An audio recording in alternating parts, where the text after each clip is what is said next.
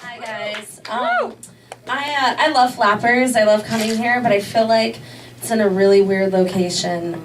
There's actually a lot of homeless people that chill outside here. And before the show, there was a homeless guy who came up to me, and he had a cup of change. He shook it in my face, and all I could say was, "Look, dude, I get it. You have more money than me. Stop showing off." Yeah, I moved here from Louisiana about a year ago. And honestly, the only difference between California and Louisiana is how everyone parties. Like out here, everyone smokes pot because it's legal. But in Louisiana, the way we party is we all pile into the bed of a pickup truck. We drink a lot of Bud Light, and we wait till someone gets cast on the next season of Teen Mom. I love living here in California because none of my friends are from California. Actually, a lot of my friends aren't even from America, and I never understand what they're saying. But I have one friend in particular. She's from Colombia. And we were going to this house in the Boo, which is California for Malibu. And there was a skunk outside of the car. And I was like, "Hey, do you smell that skunk?" And she was like, "What's a skunk?" And I was like, "Yes, this is such a remarkable moment. I've never known something that someone didn't." A skunk, my Colombian friend, is that black and white animal that kind of smells like dank. And she was like, "Oh, yeah, a sorrijo." That's what she said. And I was like, well, fuck, why couldn't I have been Colombian? Everything they say sounds like they're having sex or they're talking about having sex. It sucks. How was everyone's Thanksgiving? Yeah, eating and stuff, the most contradicting holiday ever. My best friend, she's from England, and every holiday that runs around, I kind of tell her like my holiday traditions. But this time, she cut me off and she was like, "No, I don't want to hear it.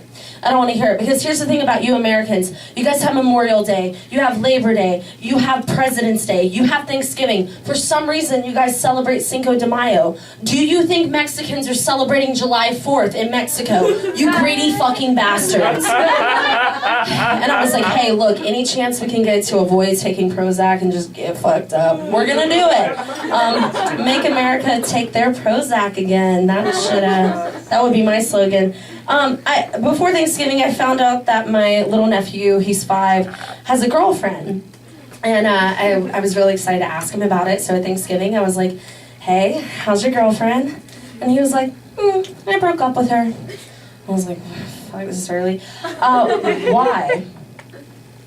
She had a cough. And I was like, well, damn, bitches are getting dropped for anything nowadays. Fellow bitch here. I am currently looking for someone to touch my sorrijo. And I also hate myself, so I'm on Tinder. Is anybody else on Tinder? You're liars. There's a whole new breed of fuckboy in California. It's like they have a job, have a car, have a degree, call their mom, don't have kids, still don't call you back. That was a little too real. And here's the thing, I realized out here too is like, I'm not a 10, and like I had a really hard time with that. I was like, okay, I was a 10 in Louisiana simply because I didn't get addicted to meth and like never got pregnant. So what am I doing wrong? And someone was like, "Hey, drinking's really bad for your skin. Maybe you should cut back." I was like, okay, so I stopped drinking. That's a lie. I stopped drinking because I actually hate crying. That's really why I stopped drinking. So I guess the way to describe us dating bitches out here, we're all like a bunch of slices of bread, you know, and a loaf of bread. Except I'm like that first slice of bread, you know, a little bit shorter, a little bit wider. A select few would prefer me, but the rest of the world is like, nope, last resort. We're not even gonna throw that piece away. We're just gonna leave her there, let her think that we're eventually gonna get to her. I'm molded at the end of this. That was too abstract. I had a guy hit me up on Tinder, and the first thing he said to me, and this would normally piss me off, but he was like, "Tell me what your sexual fantasy is." And I was like, wow, I really appreciate the forwardness. I'm a little kinky. I'm a Gemini. Like, I'll be honest. And I said commitment. And he unmatched me. So. Yeah, that's true. True story. My mom had this rule growing up. She was like, Mackenzie, if you want to date that guy, he better have a job and a car. And I was like, you know what? I'm going to go back to that rule. So now I just date Uber drivers. It's like literal speed dating. Hop in, hop out. Like, Uber's gonna replace Tinder soon. Like, they're gonna have a whole section called, like, Uber dates. Like, that's gonna be Uber Eats. Okay, you guys don't use Uber. I'm gonna lose you guys on this one, but I'm gonna tell you, because I've been meaning to tell people this forever. For a short, thick girl like me, I don't like the word fat, who loves wearing sweatpants every day, the worst thing that you can come in contact with is a motherfucking puddle, like from the fucking rain. Do you guys know what I'm talking? I've lost you. Okay, so I moved to California because it doesn't rain here. That's the only reason I moved here. Well, what's been happening lately?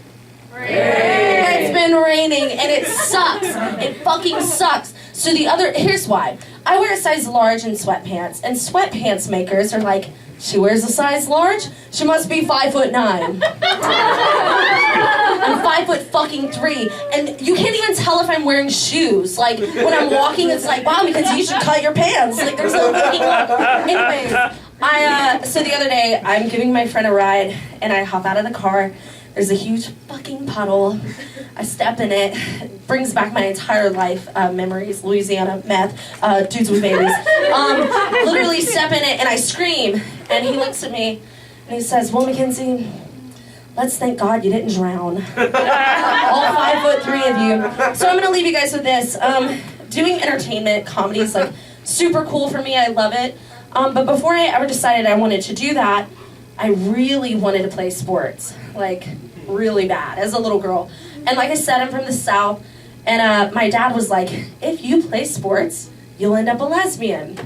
That's a true story. And but I think now the joke's on him, because now I'm calling other people daddy. Thanks. Bye.